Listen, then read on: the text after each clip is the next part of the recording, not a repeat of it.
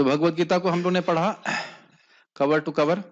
हम भागवतम को भी इसी प्रकार से कवर टू कवर पढ़ने का प्रयास करेंगे। श्रील प्रभुपाद जी के सारे तात्पर्यों को पढ़ेंगे, श्लोकों को पढ़ेंगे, श्लोकों के अर्थ को समझने का प्रयास करेंगे, आचार्यों ने टीका करी है उसको समझने का प्रयास करेंगे। जितना मुझे समझ में आया उतना करेंगे। ऐसा नहीं कह रहा हूं कि सबको समझ में आता है, लेकिन जितना मुझे समझ में आया उतना भी हम लोग पढ़ने का प्रयास करेंगे तो आप लोग को अच्छा लगेगा। आज हम श्रील प्रभुपाद जी के भगवत गीता सॉरी श्रीमद भागवतम के आमुख को पढ़ेंगे। और प्रभुपाद जी इसमें जो प्रथम श्लोक है उस पर काफी कुछ बातें बताएंगे तो हमारे लाभकारी हैं। आपके पास आपको चाहिए पुस्तक तो ले सकते हैं, पढ़ पुस्तक दे दीजिए। शुरू करते हैं। प्रभुपाद जी का आमुख। हमें मानव समाज की वर्तमान आवश्यकता का ज्ञान अवश्य होना चाहिए। आप ये जानते हैं कि मानव समाज की आवश्यकताएं जानवरों की आवश्यकता यानी आहार, निद्रा, भय, मैथुन तक नहीं सीमित रह सकती, उसे श्रेष्ठ कुछ होना चाहिए। और ये आवश्यकता क्या है? मानव समाज अब किसी देश विशेष या जाति विशेष की भौगोलिक सीमाओं से बंधा हुआ नहीं है। ये फाइल आप लोगों को मिली है कि नहीं मिल पा रही है? फाइल मिल गई ना, ठीक है। यह मध्य युग की अपेक्षा अधिक व्यापक है और विश्व का झुकाव अब एक राज्य या एक मानव समाज की सार्वभौम प्रवृत्ति की ओर जाता हुआ दिखता है। ये लाइनें समझ में आ रही हैं? लोग चाहते हैं कि प्रभुपाद जी समझा रहे हैं यहाँ पे कि लोग चाहते हैं कि एक राज्य हो। वैसे तो अभी तो नहीं लगता कि ऐसा लोग चाहते हैं, लेकिन हृदय में इच्छा है कि सब लोग सब जगह जा सकें, रह सकें। ये बात मन भावना है। श्रीमद् भागवतम के अनुसार आध्यात्मिक साम्यवाद के आदर्श समग्र मानव समाज पर, अथवा कहना चाहें तो न्यूनाधिक जीवात्माओं की समग्र शक्ति पर आधारित है। किसी को ये लाइन समझ में आ रही है हिंदी की? इसका अर्थ क्या है? देखिए, साम्यवाद का अर्थ क्या होता है? साम्यवाद में वो लोग कहते हैं कि सब कुछ, everything belongs to the state, सब कुछ जो है वह राजा का है, या राजा नहीं कहना चाहिए, स्टेट तो क्या बोलेंगे, राज्य का है। सब कुछ राज्य का है। इंसान भी राज्य का है, वस्तुएं भी राज्य की हैं, और उनका उपयोग राज्य की संतुष्टि के लिए होना चाहिए। तो प्रभुपाद कह रहे हैं आध्यात्मिक साम्यवाद। आध्यात्मिक साम्यवाद में क्या अर्थ हुआ? सब कुछ भगवान का है। ईशावास्यम इदं सर्वम, सब कुछ भगवान का है, हर व्यक्ति भगवान का है, और हर व्यक्ति को भगवान की सेवा करना चाहिए, उन्हें संतुष्ट करने के लिए। तो प्रभुपाद ने समझाया, शुरुआत कैसे करी, मानव जीवन की क्या आवश्यकता है लोग समझ नहीं पा रहे हैं। और यहाँ पे प्रभुपाद क्या समझा रहे हैं कि श्रीमद् भागवतम ये समझा रही है कि आध्यात्मिक साम्यवाद ये मानव जीवन का आदर्श होना चाहिए, अर्थात सभी मनुष्यों को भगवान को संतुष्ट करने का प्रयास करना चाहिए। और इसको बहुत मुश्किल नहीं है। आप श्लोक देखेंगे, सवै पुंसाम परो धर्मो यथो भक्ति अधोक्षजे अहेतु की अप्रतिहता ये नात्मा सुप्रसिद्धि। सभी इंसानों के लिए वही परधर्म है जो भगवान अधोक्षज में शुद्ध भक्ति उत्पन्न कर दे, अहेतु की भक्ति, इसी से जीव सुखी होगा। तो आप समझ पा रहे हैं प्रभुपाद ये बात क्यों बोल रहे हैं? आध्यात्मिक साम्यवाद की बात समझ रहे हैं? आध्यात्मिक साम्यवाद मतलब हर व्यक्ति अपने को भगवान के दास समझे और भगवान की सेवा में नियोजित हो। तो ये श्रीमद् भागवतम का उपदेश है। श्रीमद् भागवतम 6 प्रश्नों पर आधारित है, और पहला प्रश्न ये किया गया था कि लोग जीव सुखी कैसे होगा, तो धड़ाक से उत्तर दे दिएगा दूसरे अध्याय में कि भगवान की शुद्ध भक्ति प्राप्त करके सुखी होगा, और वह भक्ति जो प्राप्त कराए वह परधर्म है। तो उस परधर्म को ही आध्यात्मिक साम्यवाद के रूप में यहाँ पे प्रभुपाद जी कह रहे हैं। देखिए, अगर हम ऐसे पढ़ेंगे तो कभी इतने ध्यान से नहीं पढ़ेंगे। आध्यात्मिक साम्यवाद होगा, कोई साम्यवाद छोड़ो, जातिवाद साम्यवाद पढ़ के छोड़ देंगे। लेकिन हम देख रहे हैं कितना गंभीर बात प्रभुपाद जी लिख रहे हैं। प्रभुपाद जी का आमुख बहुत इंपॉर्टेंट है। आज एक भक्त पूछे, प्रभु जी आप श्रीधर स्वामी पे फोकस करेंगे कि चक्रवर्ती पाद पे कि श्रील प्रभुपाद जी पे? मैंने कहा तीनों पे फोकस करेंगे, जहां जहां जो रस मिल रहा है वहां ग्रहण करेंगे।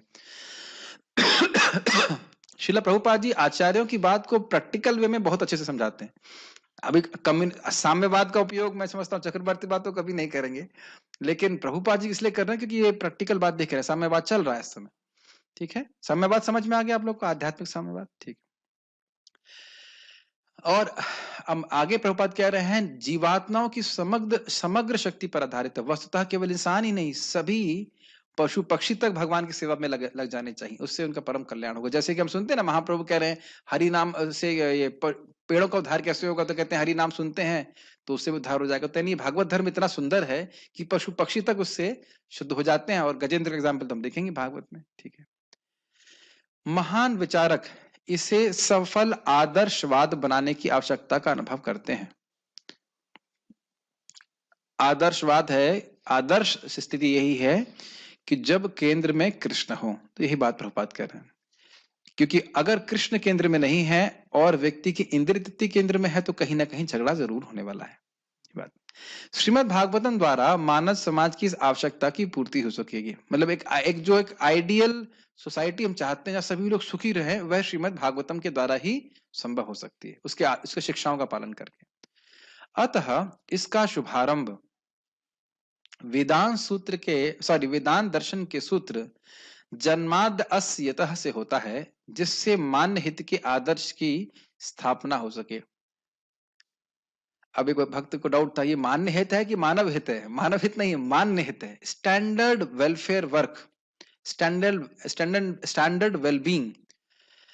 अब ये लिंक बन रहा है यहाँ पे, श्रीमद् भागवतम द्वारा मानव समाज की इस आवश्यकता की पूर्ति हो सकेगी। क्या पूर्ति हो सकेगी, क्या आवश्यकता बात कर रहे हैं श्रील प्रभुपाद? कि व्यक्ति, सभी जीव भगवान की सेवा में लगे, सुखी हो जाएं, सब एक आदर्श समाज की स्थापना हो सके जहां कोई झगड़ा ना हो।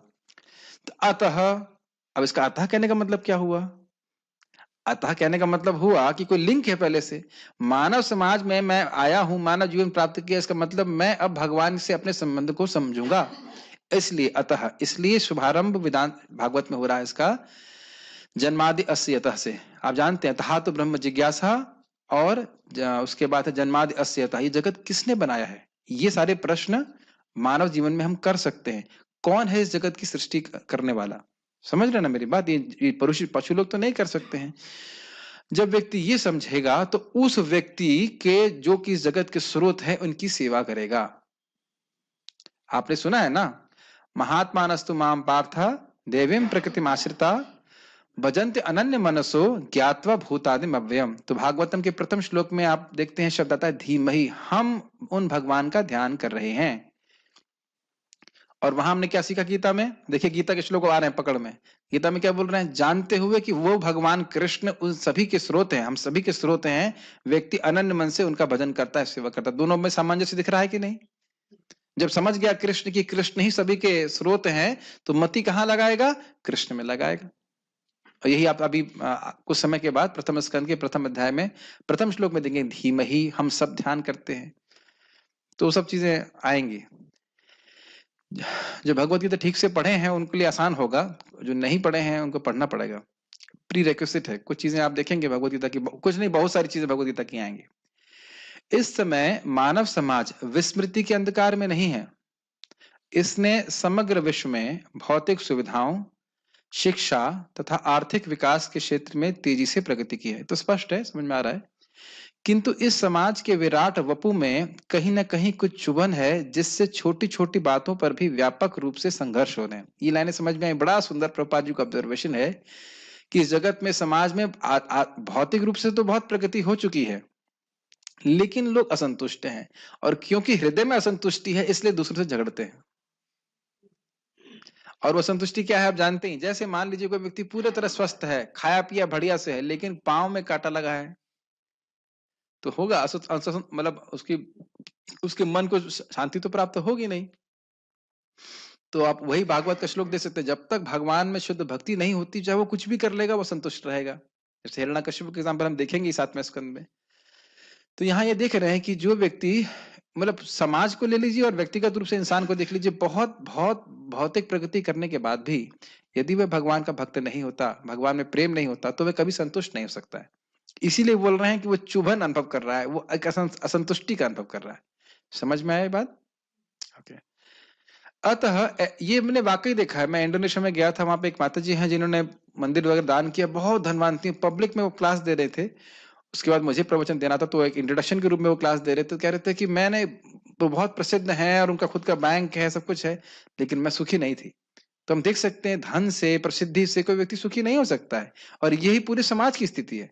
जैसे ये तो खैर भगवान का गार्लैंड है, लेकिन भगवान का प्रसाद ना होता, खाना ना खाया होता, तो कितना हो गार्लैंड पहन ले, माला पहन ले, व्यक्ति कभी उसकी भूख शांत नहीं हो सकती। वो असंतुष्ट रहेगा, परेशान रहेगा। ये बात लोगों को पता नहीं। अतः ऐसे दिशा बोध की आवश्यकता है जिससे समान हित के लिए मानवता, शांति, मैत्री तथा समृद्धि के क्षेत्रों में एक हो जाए। सॉरी, मैंने ठीक से पढ़ा नहीं। जिससे समान हित के लिए मानवता, शांति, मैत्री तथा समृद्धि के क्षेत्रों में एक हो सके। तो समझ में आया कैसे एक हो जाएगी? जब वो कृष्ण को केंद्र में रखेंगे। श्रीमद् भागवतम से इस आवश्यकता की पूर्ति होगी, क्योंकि यह समग्र मानव समाज के पुनः आध्यात्मिकरण हेतु एक सांस्कृतिक भेंट है। आध्यात्मिकरण का मतलब होता है स्पिरिचुअलाइजेशन। इस जगत में आप देख रहे हैं, बड़ा इंटरेस्टिंग कि लोग धर्म को बिल्कुल भूल गए हैं और श्रीमद् भागवतम के श्रवण के द्वारा सीधे परधर्म के ट्रैक पे आ जाते हैं, सीधे भक्ति के ट्रैक पे आ जाते हैं। ये नहीं कि वर्णाश्रम करो, कर्म योग करो, ज्ञान योग करो, धीरे धीरे ना, सीधे भगवान की भक्ति में आते हैं और भगवान की भक्ति में करके बहुत प्रगति कर लेते हैं। तो बड़ी आसानी से समाज का आध्यात्मिकरण हो जाता है, री स्पिरिचुअलाइजेशन। समझ इसका समझते हैं ना अर्थ, आध्यात्मिकरण का? यस। श्रीमद् भागवतम का पठन पाठन विद्यालयों तथा महाविद्यालयों में भी होना चाहिए।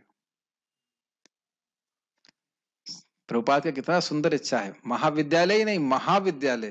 जैसे भी भागवत महाविद्यालय शुरू हुआ है, इसी प्रकार से तो विद्यालयों में पढ़ाया जाना चाहिए। हम लोग तो खाली वही पढ़ के आगे फ्लूइड मैकेनिक्स, डायनेमिक्स इसमें सारा सारा कुछ स्थिति खराब हो गई। भागवत पढ़े होते तो कितना अच्छा होता।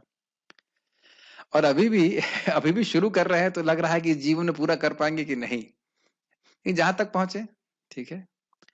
क्योंकि महान छात्र भक्त प्रहलाद महाराज ने समाज के आसुरी स्वरूप को बदलने हेतु श्रीमद् भागवत में इसकी संस्तुति की है।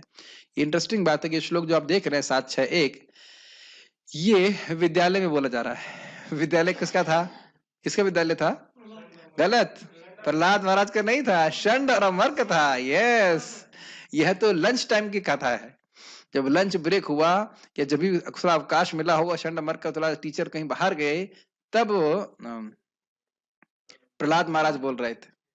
तो एक भक्त बोल रहे थे कि अपना विद्यालय खोलने की जरूरत नहीं है, दूसरों के विद्यालय में जा करके भागवत बोलनी चाहिए।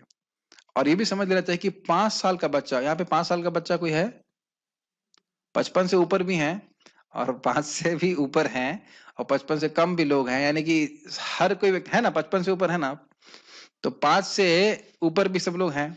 तो जब 5 साल के बच्चे भागवत पढ़ सकते हैं, तो ये बच्चे नहीं पढ़ सकते जो मेरे सामने हैं? क्यों बच्चे विजय, सानू बच्चे? अब बताओ, अच्छा आप लोग असुरों के पैदा हुए? हम लोग असुरों के पैदा नहीं हुए, 5 साल से अधिक हो गया है और हम कहें भागवत नहीं पढ़ सकते, तो ये तो गलत बात है। असुर तो नहीं है हम लोग, डिवोटी हैं, डिवोटी बनने का प्रयास कर रहे हैं। तो इसलिए यहाँ क्या कह रहे हैं देखिए, कौमार आचरेत प्राज्ञो धर्मान भागवतानिह दुर्लभम मानुषम जन्मा तदपि अध्रुवम अर्थथम।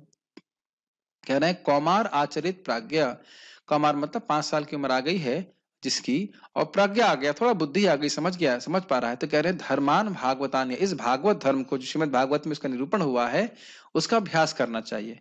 क्यों करना चाहिए हम आगे जाके करेंगे। तो कह रहे ना, दुर्लभम मानुषम जन्म, ये मानुष जन्म जो है बहुत दुर्लभ है। तदपि अध्रुवम, और ऐसा नहीं है कि बहुत दिन रहने वाला है। ध्रुव मतलब अटल और अध्रुव मतलब टल, जो कभी भी टलमल हो जाएगा। जीवन टलमल, कमल के पत्ते पे रखी पानी की बूंद की तरह कभी भी समाप्त हो जाएगा। लेकिन अर्थदम, ये महान अर्थ की प्राप्ति कराने वाला है, प्रेम की प्राप्ति करा सकता है भगवान की भक्ति अगर हम करें तो समझ रहे ना बात। कह रहे हैं कि जितना जल्दी हो सके भागवत धर्म का अनुशीलन करना चाहिए। तो यहाँ प्रभुपाद इसीलिए कोट किए कि छात्र भक्त प्रहलाद कह रहे हैं कि इसको विद्यालय में पढ़ाया जाना चाहिए। हम सब लोग धीरे धीरे पढ़ेंगे। हाँ, मानव समाज में जो विषमता व्याप्त है उसका मूल कारण ईश्वर विहीन सभ्यता में सिद्धांतों का अभाव है। ये बात समझ में आ रही है अपनों को? विषमता समझ रहे हैं, ऊंच नीच, एक जाति दूसरी जाति का शोषण कर रहा है, भेदभाव, ये क्यों है? क्योंकि ईश्वर विहीनता है। ईश्वर विहीनता मतलब क्या है? ईश्वर भगवान कृष्ण, भगवान को लोग नहीं मानते हैं, ये नहीं समझ रहे हैं कि सभी वर्ण और आश्रम का उद्देश्य भगवान को संतुष्ट करना है। समझ रहे हैं? और इसको भागवत में एकदम स्पष्ट बोल दिया जाएगा दूसरे अध्याय में। परमेश्वर अर्थात सर्वशक्तिमान विद्यमान है, जिनसे प्रत्येक वस्तु का उद्भव होता है, जिनके द्वारा सबका पालन होता है और जिनमें विश्रांति हेतु सबका विलय होता है। प्रभुपाद जी प्रथम श्लोक को समझाना शुरू कर दिए। ये जो परम सत्य भगवान कृष्ण हैं वो सर्वशक्तिमान विद्यमान है, मतलब सारी शक्तियां उनमें हैं, और वो हैं, विद्यमान है मतलब हर जगह हैं, इसकी व्याख्या भी आगे होगी श्लोकों में। और उन्हीं से सब कुछ आई है, हर वस्तु उनसे आई है, जो कुछ भी हम देख रहे हैं सब कुछ आया। और अमेजिंग बात है कि ये प्रश्न हम सामान्यतः कभी करते ही नहीं है कि जिन जिन वस्तुओं को मैं देख रहा हूं वस्तुतः आई कहां से। प्रश्न करते हैं कभी, या मेरा शरीर भी कहां से आया, क्या ये शरीर मेरा है, इस तरह के प्रश्न हम नहीं करते। इस प्रकार की जिज्ञासा इंसान की होनी चाहिए। तो यहाँ बता रहे हैं कि भगवान कृष्ण सब कुछ आया है और वही सबका पालन भी कर रहे हैं। खाना खाए हैं सब लोग जानते हैं, लेकिन गीता में सुना है इसका हजम कौन कर रहे हैं, कृष्ण कर रहे हैं। और वो अन्न भी कौन दे रहे हैं, कृष्ण ही दे रहे हैं। ठीक है। और जब ये जगत प्रलय हो जाता है तो भगवान बने रहते हैं। इसको आप व्यतिरेक में समझिए। जब ये जगत भगवान से आता है अन्वय सीधे, और ये जब जगत नहीं रहता तब भी भगवान की स्थिति बनी रहती है, व्यतिरेक। समझ रहे हैं कि नहीं। जब ये जगत नहीं था तो भगवान थे, तो भगवान जगत से आया, सॉरी, जगत भगवान से आया, स्पष्ट है। और जब ये जगत की प्रलय हो जाती है तब क्या भगवान रहेंगे, कौन बोला नहीं, भगवान रहेंगे। तो ये सब बातें आप सीखने वाले हो, तो यह भगवान की अद्भुत शक्ति है। ठीक है। इसकी व्याख्या मैं अभी बहुत अधिक इसलिए नहीं कर रहा हूं क्योंकि जब टीका आएंगे तो उसमें हम चर्चा करेंगे, लेकिन इसे बातें ध्यान रखिएगा। जब जगत नहीं रहता तब भगवान रहते हैं, जगत की सत्ता भगवान पे और जब जगत प्रस्तुत हो रहा है तो उसकी सत्ता भी भगवान पे ही आश्रित है। तो इससे भगवान की महान शक्ति समझ में आती है। ऐसा किसी देवता के बारे में नहीं बोल रहे, केवल भगवान कृष्ण। ठीक है। भौतिक विज्ञान ने, इसीलिए गुरु जी को हम कृष्ण नहीं कह सकते हैं। महाराज समझा रहे थे कि एक पक्ष में भगवान कृष्ण की कृपा की मूर्ति है, ऐसा नहीं कि उन्हीं के शरीर से सारे ब्रह्मांड निकल के आ रहे हैं। बाहर के लोग इस प्रकार से गुरु को ही भगवान बना देते हैं, ये सब नहीं होता है। भगवान को समझना चाहिए कि भगवान कौन है। ठीक है। भौतिक विज्ञान ने सृष्टि के परम स्रोत के अन्वेषण यानी खोज हेतु जो प्रयास किए हैं वो अपर्याप्त है, किंतु तथ्य यही है कि जो भी अस्तित्व में है उस प्रत्येक वस्तु का एक परम स्रोत है। ये लाइन समझ में आ रही है आप लोगों को। वो क्या बोलते हैं कि बम फट गया, एक एक एक पॉइंट था जिसकी बहुत सारा मास था, मास मतलब पदार्थ था उसमें, और उसमें कोई वॉल्यूम नहीं था। पता नहीं क्या क्या फालतू की बात करते हैं। ये ब्रह्मांड जो है कुछ बिलियंस ऑफ ईयर्स का है और बिलियंस ऑफ ईयर तक रहेगा, एकदम क्या कहें, कपोल कल्पना, इसका कोई आधार नहीं है। तो इसलिए इसमें प्रयास से कोई फायदा नहीं है। इस जीवन में हम अपने पिता की भी खोज नहीं कर सकते, है कि नहीं, माता से सुनना पड़ता है। तो कह रहे हैं कि यहाँ पे, लेकिन हमको ये मानना पड़ेगा कि इस जगत में जो कुछ भी आया है वो कहीं ना कहीं उसका कोई स्रोत है। तो वो स्रोत कौन है, भगवान कृष्ण, श्रीमद् भागवतम के अनुसार। और इस परम स्रोत की व्याख्या सुंदर श्रीमद् भागवत में तर्क युक्त एवं प्रमाणिक रूप से की गई है। सुंदर क्यों कहते हैं, श्रीमद्, श्रीमद् भागवत में श्रीमद् का अर्थ है जो श्री से युक्त हो, सुंदर हो, इसीलिए प्रभुपाद इसको सुंदर भागवत कह रहे हैं। और तर्क कैसे है इसकी व्याख्या मैं अभी नहीं कर सकता, जब हम श्रीधर स्वामी की टीका लेंगे तो वहां एकदम क्लियर हो जाएगा कैसे कैसे तर्क के द्वारा, मतलब भागवत पे ही आधारित युक्ति के द्वारा स्पष्ट किया जा रहा है कि जो परम सत्य है वो भगवान है, ब्रह्मा जी नहीं है, वो भौतिक प्रकृति नहीं है, और कोई देवता नहीं है। वो इस प्रकार से बहुत ही सुंदर और रोचक दृष्टि से बिल्कुल युक्ति युक्त तरीके से बताया गया कि भगवान कृष्ण ही परम सत्य है। ठीक है। लेकिन वो उसका युक्ति का आधार शास्त्र है, मनगढ़ंत युक्ति नहीं है। इसीलिए प्रभुपाद कह रहे तर्क युक्त एवं प्रामाणिक। प्रामाणिक इसलिए क्योंकि ये वेदांत सूत्र के ऊपर आधारित है, वेदांत सूत्र का भाष्य है श्रीमद् भागवतम। श्रीमद् भागवतम न केवल प्रत्येक वस्तु के परम स्रोत को जानने हेतु दिव्य विज्ञान है, अपितु ईश्वर से अपने संबंध को जानने और इस पूर्ण ज्ञान के आधार पर मानव समाज की पूर्णता के प्रति अपने कर्तव्य को पहचानने का दिव्य विज्ञान है। इस लाइन में प्रभुपाद जी ने संबंध, अभिधेय और प्रयोजन को समझा दिया। दिखाया को नहीं दिखाई पड़ा, कौन है जगत का स्रोत, उसका संबंध क्या है जगत से, उसका संबंध मुझसे क्या है ये भी समझाएंगे, और उन संबंध को जागृत कैसे कर सकते हैं और वो विधेय तत्व को समझाया जाएगा। और पूर्णता क्या है, मानव समाज की पूर्णता, भगवान में शुद्ध भक्ति, ये प्रयोजन भी हो जाएगा। तो यह भी श्रीमद् भागवत में बताया जाएगा कि यही वेदों का प्रयोजन है, संबंध, अभिधेय और प्रयोजन। ठीक है ना। यह संस्कृत भाषा में ओजपूर्ण, ओजपूर्ण मतलब शक्तिशाली पठनीय सामग्री है, जिसका अब संस्कृत से हिंदी में विस्तृत अनुवाद किया गया है। हिंदी से इसलिए बोल रहे हैं क्योंकि प्रभुपाद जी इंग्लिश लिखे थे, तो इंग्लिश इंग्लिश यहाँ पे लिखना युक्त नहीं रहेगा, हिंदी अनुवाद किया गया है। ओह, जिससे क्यों किया गया, इसको मैंने रेड में रखा गया। जिससे, पहला पॉइंट, जिससे लोग इसके सतर्क पठन मात्र से ईश्वर को भली भांति समझ सकेंगे। क्या फायदा? पहला चीज है भगवान कौन है, भगवान कितने महान हैं, भगवान के क्या गुण हैं, उसको हम लोग एब्सेंट माइंडेड होकर के पढ़ेंगे तो समझ जाएंगे। नहीं समझ पाएंगे ना? हाँ, माइंड को फोकस करके बड़े ध्यान पूर्वक पढ़ेंगे तब हम ठीक ठीक समझ पाएंगे कि भगवान कौन है। नहीं तो किसी को भी भगवान मानने की भूल हम कर सकते हैं। पहला फायदा, ठीक। दूसरा फायदा, यही नहीं, इसका पाठक नास्तिकों द्वारा किए जाने वाले प्रहारों से अपनी रक्षा करने हेतु पर्याप्त शिक्षित भी बन सकेगा। मैं समझ रहा कौन बोले, परम पूज्य भक्ति पुरुषोत्तम महाराज शायद बोल रहे थे कि जब कोई व्यक्ति भक्ति करना शुरू करता है, उसकी लता उगनी शुरू हुई है और बहुत सारी बकरियां घूमती रहती हैं उसे खाने के लिए। मतलब जरा सी भक्ति करेगा, उसको भ्रमित करने के लिए लोग आ जाते हैं। तो क्या फायदा होगा? एक तो हम भगवान को ठीक ठीक समझेंगे, फिर जब ठीक ठीक समझ जाएंगे तो क्या होगा, भगवान के संबंध में हमको कोई भ्रमित नहीं कर सकता है कि भगवान निराकार है या कृष्ण भगवान नहीं है, कृष्ण से समान व्यक्ति थे, कृष्ण को तीर लग गया। अरे तीर लग गया, अरे कि भाई जाके 11वें स्कंद का 31वां अध्याय देख लो कि कृष्ण कैसे वैकुंठ गए थे। कोई ऐसे बोलेगा तो सीधे अब उत्तर दे सकते हैं, आप क्या कह रहे हो भाई, जरा ने तीर मार दिया था। अब देखिए जरा 11वें स्कंद में जाकर के क्या 31वें अध्याय को, कैसे भगवान जो है सब लीला कर रहे हैं जादूगर की तरह। तो एकदम भगवान कृष्ण की लीलाओं को, उनके तत्व को बिल्कुल ठीक ठीक समझ जाएगा। ये कोई कहता है कि बारे भगवान कैसे हैं, गोपियों के कपड़े चुरा रहे हैं, अरे भाई देखो जाकर के उसकी लीला को पढ़ो, इसकी टीका को पढ़ो तो समझ रहे हैं मेरी बात। भगवान कृष्ण के बारे में जो गलत धारणाएं भगवान इंगित कर रहे थे गीता में, अब जानंती माम मूढ़ा, वो एकदम एकदम सारी जितनी गलत धारणाएं बिल्कुल क्लियर हो जाएंगी श्रीमद् भागवतम के द्वारा। समझ रहे ना मेरी बात, किस प्रकार से वो समान व्यक्ति नहीं है अपितु भगवान है, कृष्णस्तु भगवान स्वयं, एकदम क्लियर हो जाएगा श्रीमद् भागवतम से। ठीक है, इसीलिए प्रथम स्कंद पढ़ना बहुत अच्छे से जरूरी है। जीवन में प्रथम स्कंद भी समझ में आ गया तो परफेक्ट भगवान का तत्व बिल्कुल समझ में आ जाएगा। इससे पहले कि मैं आगे जाऊं, ये बताना चाहता हूं कि भागवतम के जो 12 स्कंद हैं उसमें जो पहले 3 स्कंद, मैं अगर सही बोल रहा हूं तो भगवान के चरण कमल हैं। हाँ, पहला दूसरा ना, पहला दूसरा भगवान के चरण कमल है। तो जैसे भगवान का हम दर्शन करते हैं तो पहले चरण कमल से दर्शन करते हैं, फिर ऊपर जाते हैं। यही बात प्रभुपाद भी समझाएंगे। तो ऐसा नहीं तुरंत दशम स्कंद पे चले गए, पहले हम 9 स्कंद पढ़ करके अच्छे से समझें कि भगवान कैसे, भगवान की भगवत्ता को समझें, भगवान की सर्वोत्कृष्टता को समझें, भगवान के तत्व को समझेंगे, फिर कृष्ण की लीला हमको समझ में आएगी ठीक प्रकार से।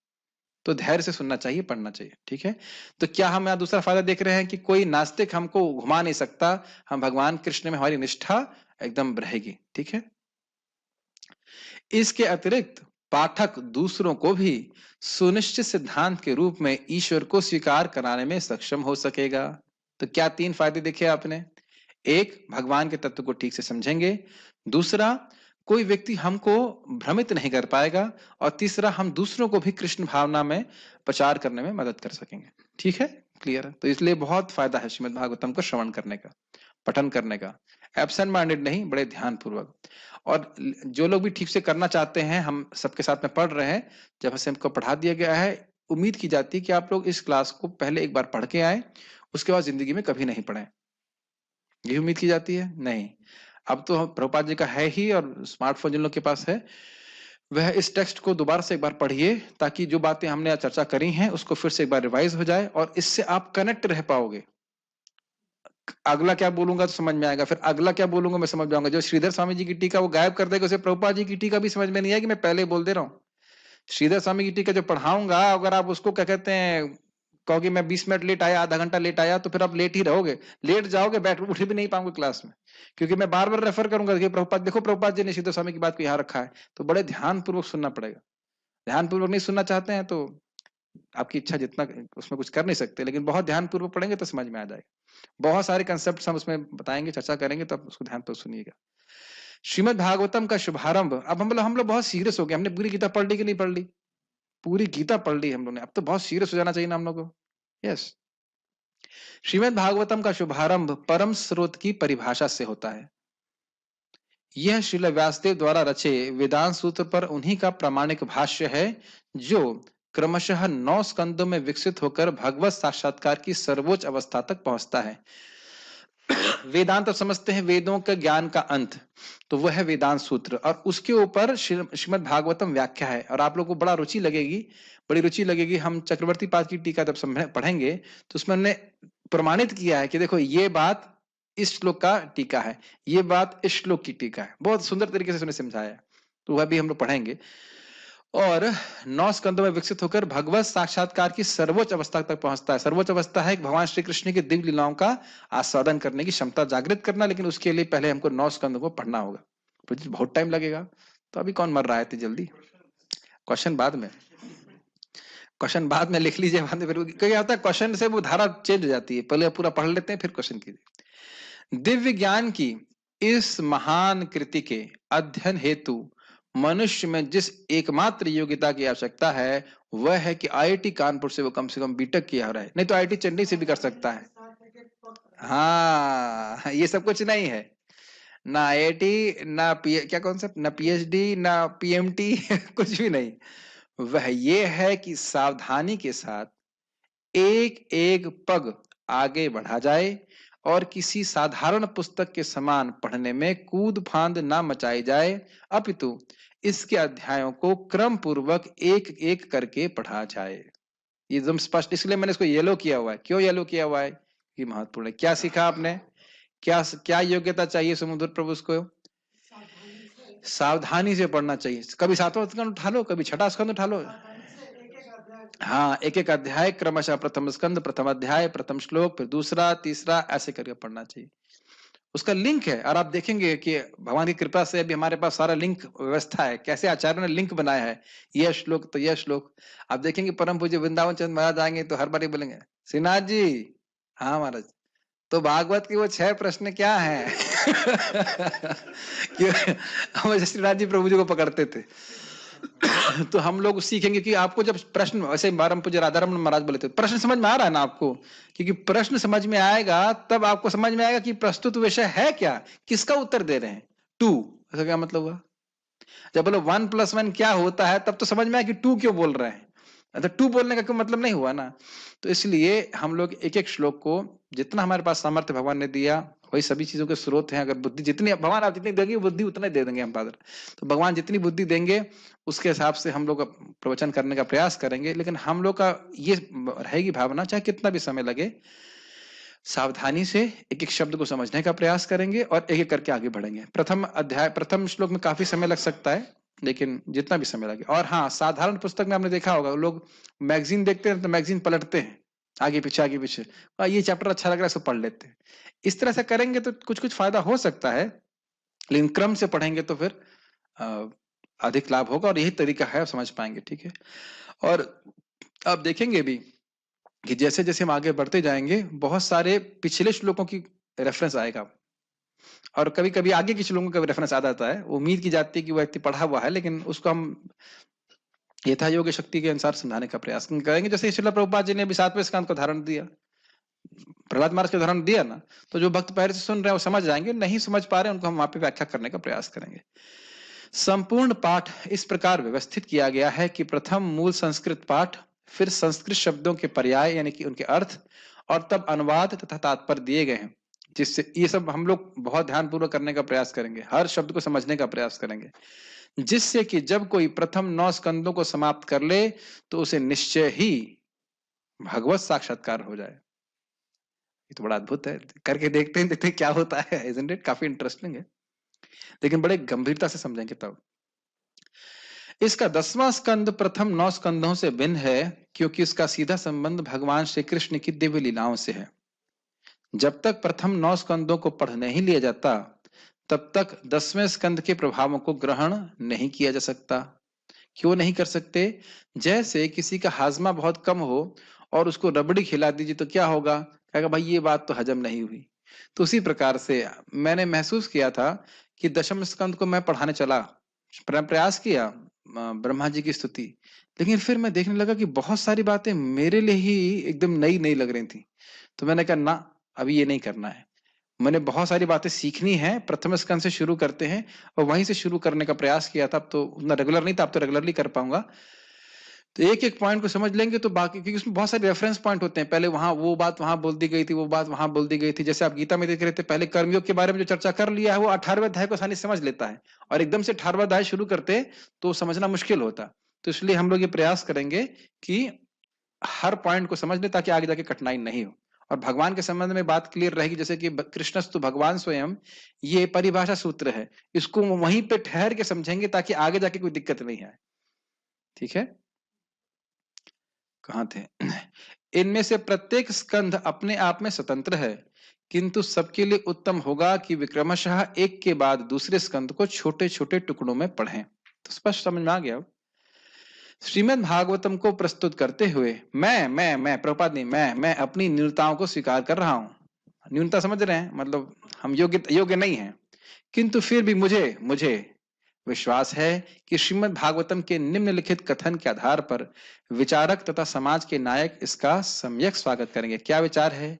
तद्वाग विसर्गो जनताघ विप्लवो यस्मिन् प्रतिश्लोकमबद्धवत्यपि नामान्यनन्तस्य यश अंकितानि यत् शृण्वन्ति गायन्ति गृह्णन्ति साधवः। अब देखिए, प्रभुपाद जी प्रथम स्कंद के ही 5वें अध्याय को के 11वें श्लोक को कोट कर रहे हैं, तो उसको समझा देते हैं। तद्वाग विसर्ग, वह वाग का विसर्ग, वह वाणी की सृष्टि, जनता का विप्लव, जनता के अघ का विप्लव करने वाली है, जनता के पापों को नाश करने वाली है। कैसी वाणी? यस्मिन प्रतिश्लोकमबद्धवपि, यानी कि ग्रामर को क्या कहते हैं, व्याकरण की दृष्टि से चाहे उसके प्रत्येक श्लोक में अबद्धता हो, ठीक ठाक ना हो, फिर भी नामाने अनंतस्य, अगर उसमें अनंत भगवान कृष्ण का नाम यश अंकित है, तो उसको यत शृण्वन्ति गायन्ति गृह्णन्ति साधु, साधुजन सुनते हैं, अगर कोई सुनाने वाला होता तो सुनते हैं, अगर कोई सुनने वाला हो तो गाते हैं, और अगर सुनने वाला और सुनाने वाला नहीं है तो खुद ही बोलते रहते गृह्णन्ति। समझ रहे ना मेरी बात? इस साधुओं के सदाचार से समझ में आता है कि ऐसी वाणी की सृष्टि ही श्रेष्ठ है जिसमें भगवान के अनंत भगवान के यश और नामांकित हो। तो यहाँ प्रभुपाद कह रहे हैं कि भले ही यह नम्रता में प्रभुपाद कह रहे हैं कि भले ही ये हो सकता है व्याकरण की दृष्टि से गलत हो, गलत से मेरा मतलब है कि क्लियर नहीं हो या स्पष्ट ना हो, ऐसी वाणी में बहुत सारे मिस्टेक भी हो, लेकिन अगर भगवान कृष्ण का उसमें नाम है, जैसे मैंने बोल दिया कृष्ण, तो मेरी वाणी में कृष्ण नाम अंकित हुआ कि नहीं?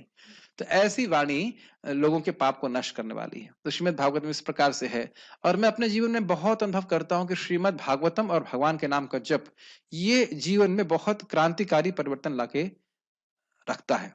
हम अगर कुछ नहीं भी कर पा रहे हैं तो याद हम कुछ गलत भी कर रहे हैं, तो कम से कम श्रीमद् भागवतम के वचन हमें स्मरण कराते रहते हैं, नहीं तुम ये सही नहीं कर रहे हो। भगवान इस प्रकार से नहीं चाहते। देखो भगवान ने क्या बोला है, या भक्ति में लगातार प्रेरणा मिलती रहती है, हरि नाम की महिमा के बारे में विचार करें, या भगवान की महिमा पे विचार करें, तो ये लगातार हमको प्रेरणा देती है भक्ति करने के लिए, है कि नहीं? अगर आप देखेंगे आगे जाकर के बहुत प्रेरणादायक श्लोक इसमें है। जैसे यही श्लोक बहुत प्रेरणादायक है कि हमारी वाणी में कितनी भी गड़बड़ हो, लेकिन अगर भगवान का यश नाम उसमें अंकित है तो वह हमको भी पवित्र करने वाली है और दूसरों को भी पवित्र करने वाली है। ठीक है, इसके विपरीत प्रभुपाद अनुवाद दे रहे हैं, वह साहित्य जो अनंत श्री भगवान के नाम, यश, रूप तथा लीलाओं की दिव्य महिमाओं के वर्णनों से पूर्ण है, एक दिव्य रचना है जो इस विश्व की भ्रमित की गई सभ्यता के अपवित्र जीवन में क्रांति लाने के उद्देश्य से रची गई है। बहुत सुंदर श्रील प्रभुपाद ने कहा है। क्या कह रहे हैं यहाँ पे? भ्रमित सभ्यता। क्या सभ्यता सोच रही है कि इंद्रिय तृप्ति करोगे सुखी हो जाओगे? तो इस पे कुठाराघात करती है श्रीमद् भागवतम, उसको एकदम सही ट्रैक पे लेके आती है। ऐसा दिव्य साहित्य भले ही अनियमित रूप से प्रणीत हो, मतलब ठीक ठीक ना लिखा गया हो, किंतु उसे पवित्र एवं धर्मिष्ठ साधु जनों के द्वारा सुना, गाया और स्वीकार किया जाता है। तो ओम तत्सत, भगवान प्रसन्न हो। इसी भक्तिवेदांत स्वामी श्रील प्रभुपाद की जय। कल प्रभुपाद जी का तिरुभाव दिवस है, तो अच्छा है कि तिरुभाव दिवस के एक दिन पहले ही हम सुन रहे हैं। प्रभुपाद जी के तात्पर्यों को सुनना हमारे लिए बहुत आवश्यक है, उसके द्वारा हम श्रील प्रभुपाद जी का साक्षात संग प्राप्त करते हैं। अब आपको कोई प्रश्न है तो मैं ले सकता हूँ। यस, माइक पे बोलिएगा। आपने भी बताया था विष्णु चक्रवर्ती पाद जो हैं उसमें जो वेदांत सूत्र हैं उनके ऊपर वाकई में जैसे चेतन महाप्रभु ने बोला है कि श्रीमद् भागवतम है वो स्वाभाविक टीका है वेदांत सूत्र की। हाँ। तो आप बताते थे जो श्लोकाज हैं जो वेदांत सूत्र के उन पर बताते हैं कि इस श्लोक तो ये सीरीज में है या जस्ट अलग अलग जगह पर? अब प्रथम स्कंद में तो बताया है और बाकी श्लोकों में तो स्पष्ट रूप से ऐसे बताया नहीं है, लेकिन प्रथम स्कंद में जो श्लोक है प्रथम स्कंद का प्रथम अध्याय का पहला श्लोक है, उसमें वो दिखा रहे हैं कि किस प्रकार से टीका है।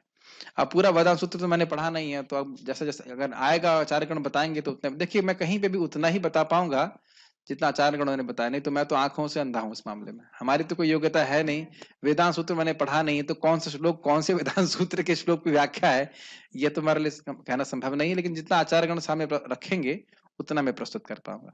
वो आप उम्मीद ना करना, शायद अनंत के श्लोक बता सकते हैं, पता नहीं।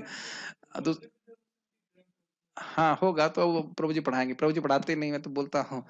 ठीक है कि नहीं, तो उतना मेरी गति नहीं है। जैसे महाराज का स्टाइल अच्छा लगता है मुझे, वृंदावन चंद महाराज बोले, अब सब कुछ तो हमको समझ में नहीं आया, लेकिन जितना समझ में आया वो सुनेंगे तो आपको अच्छा लगेगा। तो वही बात मैं रिपीट करूंगा कि सब कुछ हमको समझ में नहीं आया। परम पूज्य राधाकुंज महाराज जी बोलते हैं, मुझे पढ़ने का शौक है, और लेकिन जितना पढ़ता हूँ वो समझ में नहीं आता है। नहीं, जितना पढ़ता हूँ उसमें सारा कुछ समझ में नहीं आता है, और जितना पढ़ता हूं मैं उतना बता नहीं सकता। ये जितना समझ में आ रहा है उतना मैं बता नहीं सकता, ऐसा करके महाराज बोल रहे थे।